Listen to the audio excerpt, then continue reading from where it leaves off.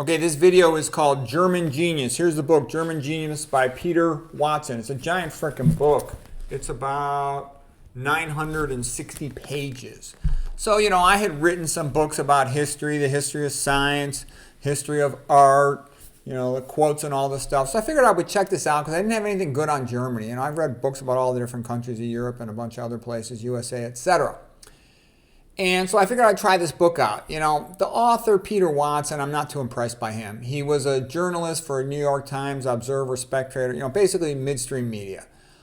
He proclaims he's an atheist. Now, sometimes people say they're an atheist just because that helps you get a job. If you say you're a Christian, you won't even be allowed to get a job. So I can understand a person having to lie in the modern world to be able to get a job.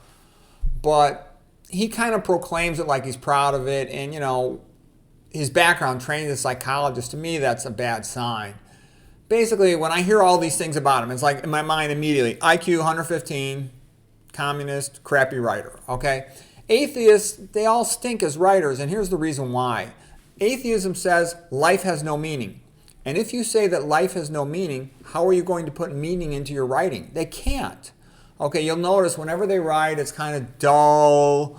There's kind of an attitude in it. Like, look at the books of Richard Dawkins. He's just a jerk. There's nothing beautiful and elegant about it. It's just And so Watson's a little bit like that. It was still a little interesting because it's hard to get all the history of the country there. I'm kind of comparing all these different countries, and, at least I get the names of the different people. I can look them up separately. And Germans, I don't know Germans that well. I grew up around lots of Irish people, Puerto Ricans, Italians, regular Americans of all different types. But I didn't know too many Germans. I had a German girlfriend in high school who was a magnificent classical musician, and so I learned about Bach and stuff from that. I had one German guy I knew when I was a fellow at Harvard, imaging-guided surgery. His name was Klaus.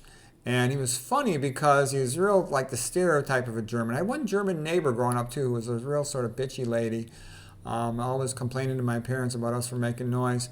And anyways, this guy, I had to prepare the table of equipment before we started a procedure. And he was a senior fellow supervising me. I was a junior fellow. And he says, "Where did you train for residency?" I said, "Well, I did a residency in Northwestern." He goes, "Obviously not a very good program. How come you have the wrong guide wire on the table?" I started laughing because that's pretty typical. There's like a hierarchical nature to medicine. And especially in the old days, it was all guys. There were almost no women around. And it was very common they would insult the junior people by saying, how stupid you are. And as a matter of fact, when I did a surgical internship. And the chief resident, he's really good. His name was Mike Silva. He's a fantastic surgeon. But he said to me, he goes, "Where did you go to medical school?" And I said, Universal High. And he goes, "I wouldn't wipe my ass with that diploma. Don't you know what you're supposed to do? This, blah, blah, blah, blah, blah." It was just funny. I mean, that was how they talked to you. I didn't mind at all. I found it kind of amusing. I was used to, I hung around with wrestlers in college. I was very used to men when they're friends, they insult each other all the time. That's normal. A lot more women came into medicine in the late 1990s, and everybody has to be polite and proper all the time. It actually, I think, took like the fun out of medicine in a lot of ways. You can't talk to a woman the way you can talk to men. Men, you just talk. You don't even think. You just say whatever you have to say. With a woman, it's always like, is this appropriate? Is this polite? Look at her face. What's her mood? Okay, does she want to talk to me? Does she not want to talk to me? Does she like me? Does she not like me? Is she happy to talk to me? Is she going to get pissed off if I make a joke? You have to think before you talk to a woman. You don't have to think before you talk to a man that much. Okay, anyways, getting back to the book. Watson praises Germany. He's actually very pro-German in terms of he's real impressed by their scholarship and their achievements, but I think it's kind of a joke because Watson, in my opinion, is really kind of he doesn't know very much. He just looks things up in books and knows that this is what you're supposed to write about. He doesn't have a deep understanding of culture, philosophy. If you're an atheist, why would you give a shit about Christian culture? You wouldn't. So he simply sort of name drops in all the different areas, but he himself doesn't have a coherent, holistic view of things. So I was disappointed in the book for that. But it's still good in the sense that it organizes all these different people into their categories, and you get all the names in one place, and then you can look up the ones that seem interesting. And I would also say the reason why I think Germany went into the garbage can was they just kept drifting away from Christianity. And you'll have people like Goethe. He was a genius. He could drift away from Christianity and still hold it together with his neoclassicism, romanticism, and whatnot. but the country can't, and most artists can't. The population needs a religion, a uniform, general code of values to stick together. And once you go away from that, everything sort of drifts into mediocrity and vulgarism. It becomes ugly. Goethe's Faust, talking to the devil. What kind of BS is that? And there were a lot of other things. Now, don't get me wrong, Goethe was the best of the neoclassicists. His whole house was full of Greek statues, for example, which I thought was kind of cool. And where did it all come from? Germany was like searching for a culture. And there was a guy named Joachim Winckelmann, a homosexual guy, who had gone on some of these archaeological digs around the Middle East, and they found Greek sculptures, and he wrote a book about it. It became very popular because there was sort of a zeitgeist in Germany at that time of looking for a cultural symbol to unify themselves around, if you will. Protestantism is too bleak. They're iconoclastic, frowning down upon painting and statues. At least they liked music and they had Bach, but Protestantism, it kind of sucks. I mean, don't get me wrong, it's still Christianity, and thank God for that, but compared to the Catholic Church, it's kind of bleak and dry. It's always breaking into different sects. There's like 40,000 sects of Protestants. There's only one Catholic Church, the Universal Church.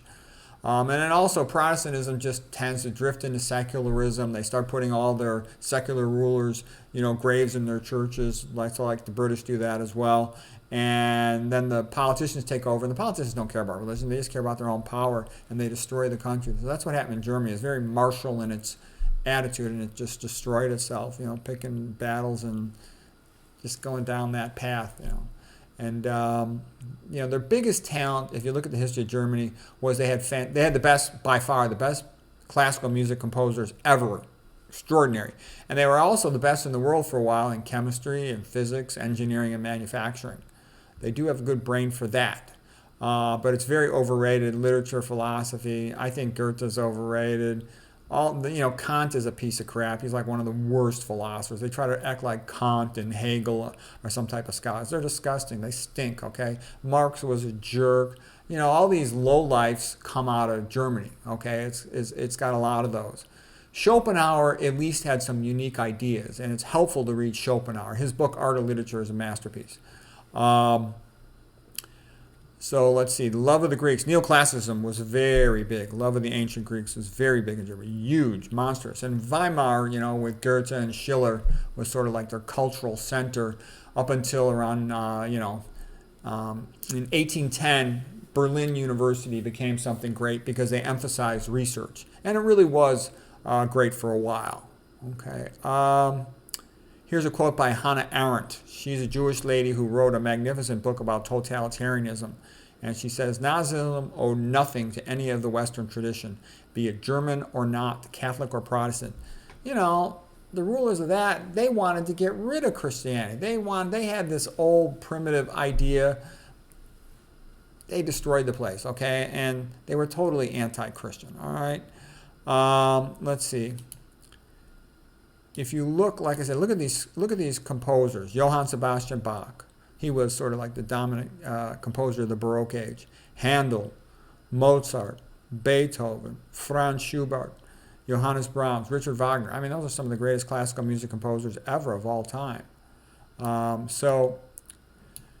painting, sculpture, Gothic cathedrals, and music of Christianity, they're sublime. They're the closest thing on earth we have to heaven on earth. So anyways, this is just part one. It's a monster of a book. I'll do several other parts of it, and I'm just going to hit on some of the cultural and scientific highlights. I hate all the politics. I'm not going to go into all that. And I'm not going to go into the economics. I don't care about that either. I was mostly interested in it from the point of view of cultural history. So anyways, that's the intro. I hope you found that helpful.